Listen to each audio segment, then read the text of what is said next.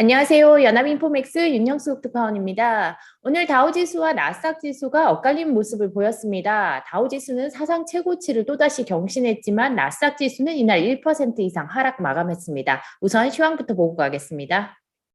우선 지수별로 보면 다우지수가 0.59% 올랐고 S&P 500 지수는 3포인트 하락하면서 양포합세로 장을 마쳤습니다. 나스닥 지수는 1.33% 하락했습니다. 섹터별로 보시면 에너지 관련주가 유가 상승에 힘입어서 3% 이상 올랐습니다. 그리고 금융주도 국채금리가 오르면서 2% 이상 올랐습니다. 그리고 산업, 자재, 필수 소비재 관련주가 상승을 했고요. 헬스, 그리고 기술, 이민 소비재, 부동산, 통신 관련주는 약세를 보였습니다. 대형 종목 중에서는 애플의 주가가 1% 이상 하락을 하면서 시총 3조 달러 유지에는 실패를 했습니다. 그리고 마이크로소프트가 1.7% 하락하고 구글이나 아마존도 모두 약세 마감을 했습니다.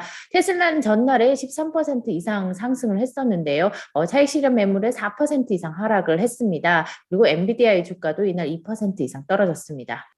여기 보시면 섹터 중에서 금융주의 상승이 이날 두드러졌는데요. JP모건이나 뱅크 오브 아메리카가 모두 3% 이상 상승을 했고요. 그리고 모건 스탠리도 이날 4% 이상 올랐습니다. 포드차의 주가는 이날 11% 이상 올랐습니다. 자사의 전기 픽업 트럭인 F150의 주문을 다시 받겠다고 이번 주부터 받겠다고 얘기를 했고요. 그리고 생산 계획을 연간 15만 대까지 확대하겠다고 얘기를 했습니다. 이는 기존에 발표한 것보다 거의 2배가량 높은 수준이라고 합니다. 회사가 생산 계획을 2배로 늘린 것은 이번이 2번째입니다. 이는 전기차에 대한 수요가 그만큼 크다는 방증입니다. 당초 회사의 초기 생산 계획은 4만 대가량이었습니다.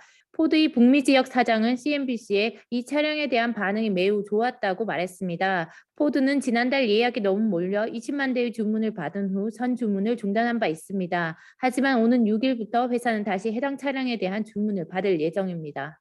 에너지 관련주가 오르면서 이날 옥시엔탈은 7% 이상 올랐고 코테라는 6.9% 상승을 했습니다. 그리고 할리버튼 같은 경우는 모건 스탠리가 투자 의견을 상향하면서 6% 이상 올랐습니다.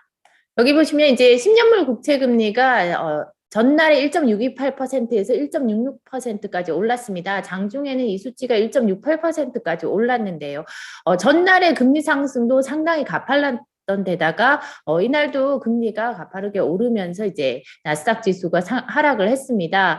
시장에서도 이제 그런 얘기들을 하고 있는데요.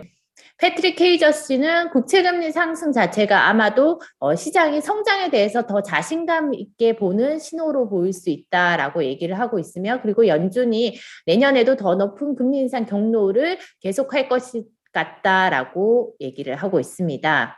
그러면서 이 같은 변화 자체가 이제 경제 회복과 관련된 종목에는 더 좋은 일이지만 성장과 관련한 종목에는 더 나쁜 일이다라고 얘기를 하고 있습니다. 특히나 매우 낮은 금리 기대로 이제 높은 밸류에이션으로 거래되는 그런 성장주들에게는 금리 상승이 부정적이라고 얘기를 하고 있습니다. 이날 GMA 주가도 이제 반도체 공급 문제가 이제 4분기에 좀 개선됐다고 밝히면서 7% 이상 상승을 했습니다.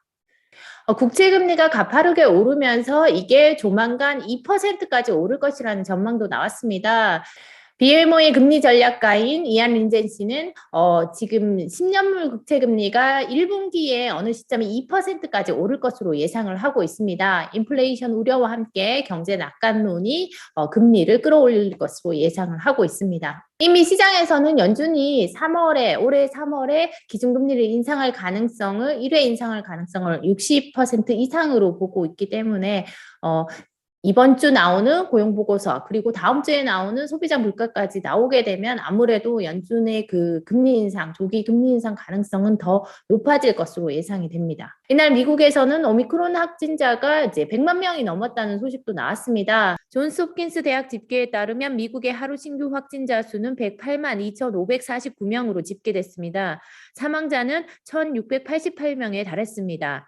하루 신규 확진자가 100만 명을 넘어선 것은 전 세계를 통틀어 이번이 처음입니다. 이날 하루 확진자 수치는 나흘 전 기록한 59만 명의 거의 2배 수준입니다. 뉴욕타임스 집계에 따르면 3일 기준 7일 평균 하루 확진자 수는 48만 6천 명 가량으로 2주 전 대비 239% 증가했습니다. 입원자 수는 9만 8천 명으로 2주 전 대비 41% 가량 증가했고 사망자는 1,276명으로 3% 가량 줄었습니다.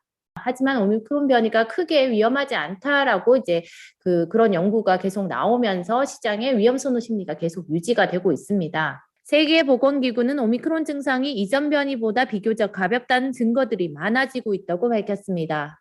압디 마하무드 WHO 코로나 돌발 상황관리 지원팀의 상황관리자는 언론 브리핑에서 심각한 폐렴을 유발할 수 있는 다른 변이와 달리 오미크론 변이가 호흡기 상부를 감염시킨다는 연구들이 점점 더 많이 나오고 있다면서 이는 좋은 소식이 될 수 있다고 말했습니다. 그는 다만 오미크론 변이의 높은 전염성 때문에 많은 사람이 아직 코로나 백신을 맞지 않은 국가에서는 위협으로 작용할 수 있다고 지적했습니다. 또한 오미크론 변이가 처음 보고된 남아공에서 최근 코로나19 확산세가 한풀 꺾인 데 대해서는 이 나라의 젊은 인구 비중이 상대적으로 높다는 점을 언급하며 신중한 자세를 취했습니다.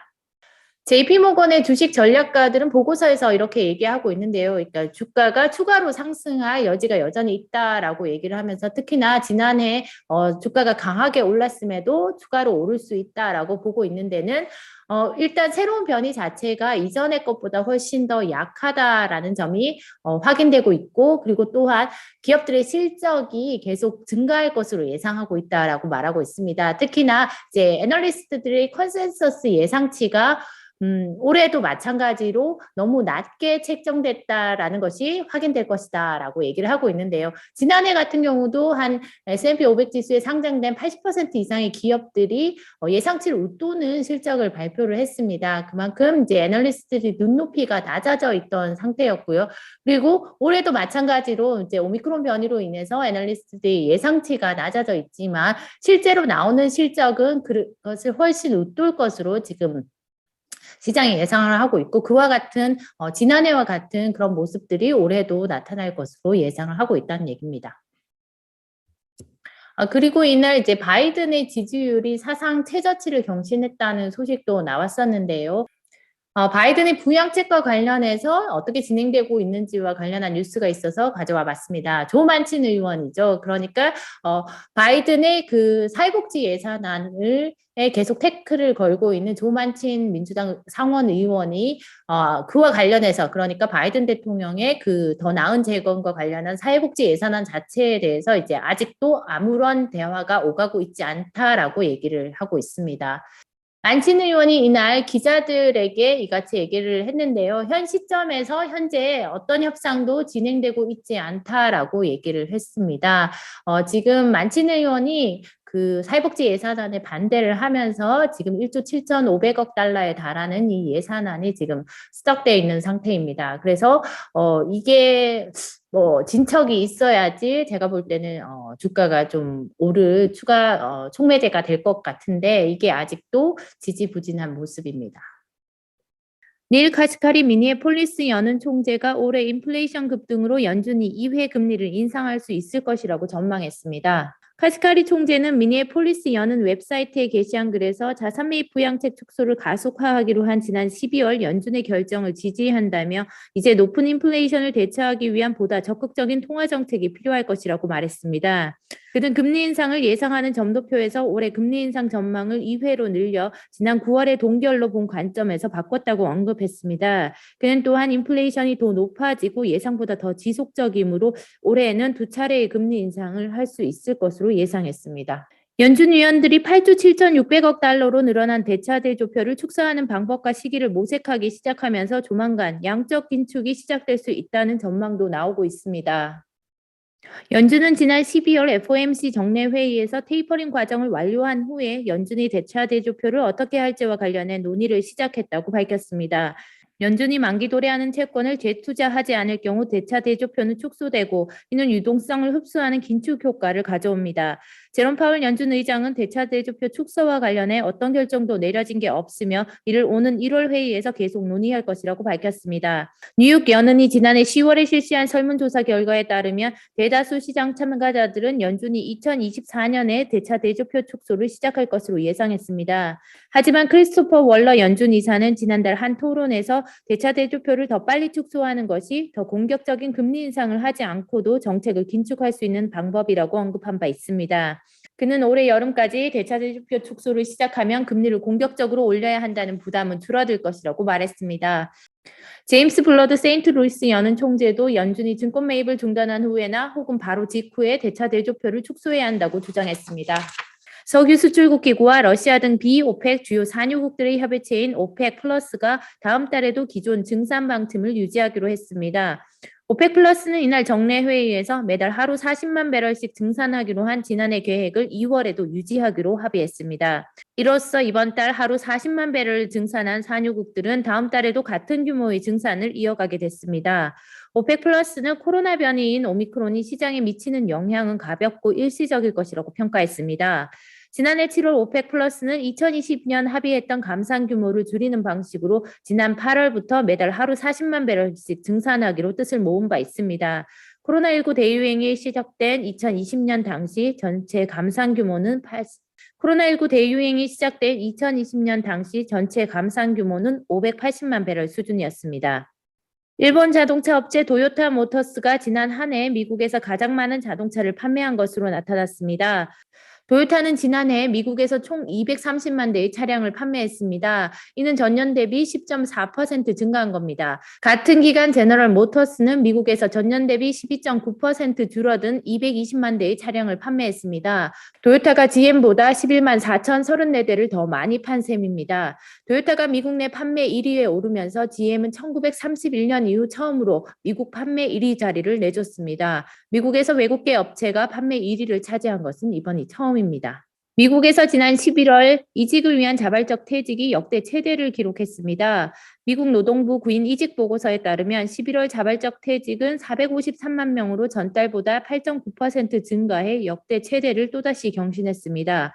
자발적 퇴직 비율은 3%로 전월과 같았습니다. 이직을 위한 퇴직은 통상 노동자들이 얼마나 일자리 전망에 대해 자신감을 갖고 있는지를 평가하는 지표로 그만큼 더 나은 임금을 위해 일자리를 옮기는 이들이 많다는 얘기입니다. 11월 채용 공고는 1,056만 건으로 전월에 1,109만 건보다 감소했으나 구직자 수인 688만 명을 크게 웃도는 수준입니다.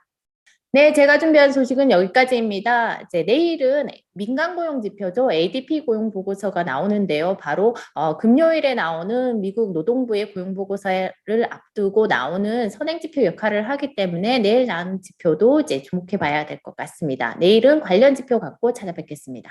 감사합니다.